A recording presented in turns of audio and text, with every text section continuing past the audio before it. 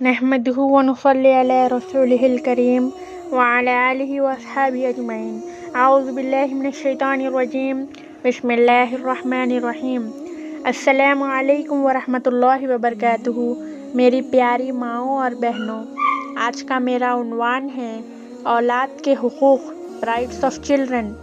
औलाद की तरबियत हम किस तरह करें, इस वीडियो में हम देखेंगे। इस्लाम में औलाद की तरबियत उसकी पैदाइश के बाद नहीं होती, बल्कि उसके पैदा होने से पहले ही शुरू हो जाती है। वो कैसे? एक अच्छी नेक माँ की तलाश में।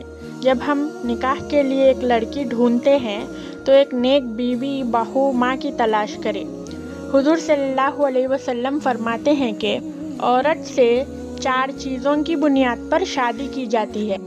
कोई माल देखता है, कोई ख़ानदान देखता है, और कोई उसकी खूबसूरती देखता है, और कोई उसके दीन को देखता है। लेकिन हुजूर सल्लल्लाहु अलैहि वसल्लम ने मुसलमान को हिदायत की कि असल चीज़ जो देखने की है वो उसकी दीनदारी और तक़वा है। वैसे अगर और सब खूबियाँ भी उसके साथ जमा हो जाए तो ये बहुत अच्छी बात है, लेकिन दीन को नज़रअंदाज करना और सिर्फ माल की बुनियाद पर शादी करना मुसलमान का काम नहीं। जब 2 नेक लोग की शादी होगी तो नस्लें भी नेक पैदा होगी। दीनदारी को निकाह में तरजीह दीजिए, लेकिन हम सिर्फ दुनियादारी देखते हैं। जब दीनदार लड़की या लड़का होंगे तो नेक औलाद होगी। जब निकाह हो जाए, नेक औलाद के लिए अल्लाह से दुआ करें। नेक औलाद के लिए दुआ करना ये अंबिया अलैहिस्सलातु वस्सलाम की सुन्नत है, लेकिन हम दुआ नहीं करते। हमारे पास तो आम तौर पर यह होता है कि अगर निकाह के बाद औलाद ना हो तो लोग मुख्तलिफ़ किस्म के शिर्क और बिद्दत में लग जाते हैं, और जब किसी का निकाह हो जाता है बस थोड़े दिन को गुड न्यूज़ कब है, गुड न्यूज़ कब है। अब उन बेचारों की क्या परेशानी है, क्या मुसीबतें हैं, सबको गुड न्यूज़ ही चाहिए बस, और उनको ज़हनी तौर सब परेशान कर देते हैं। अल्लाह फरमाते हैं, जब इब्राहीम अलैहिस्सलाम ने दूसरा निकाह किया और दुआ की क्योंकि आपको पहली बीवी से औलाद नहीं थी, सूरह साफ़ात आयत नंबर 100 में रब्बि हबली मिनस सॉलिहीन, ऐ मेरे रब मुझे नेक औलाद अता फरमा। ये है दुआ। लड़का हो, लड़की हो, काला हो या गोरा हो, नेक हो, सौले हो, इसकी दुआ कीजिए। हमल, प्रेगनेंसी के दौरान हम औरतें क्या करें? नमाज की पाबंदी करें, नफिल नमाज पढ़े, तौबा करे, ज़िक्र इस्तग़फ़ार करे, तिलावत कुरान करे, ताकि बच्चे का रिश्ता अपने रब से पैदाइश से पहले से जुड़ जाए। ख़ास तौर पे जब 4th मंथ से जब वो सुनता है, ख़ास तौर पे खूब इबादत करने की कोशिश करे। इस दौरान ज़्यादा से ज़्यादा दुआएं करे, इस नेमत का सही फ़ायदा उठाए। इस बच्चे की पैदाइश के लिए हम अपने आप को पहले से प्रिपेयर करें। जब औलाद की पैदाइश हो तो राइट कान में अज़ान और लेफ़्ट कान में अक़ामत दी जाए। इससे सबसे पहले अल्लाह की बड़ाई बयान होगी और शैतान की दावत से पहले बच्चे को इस्लाम और इबादत इलाही की दावत मिल जाएगी।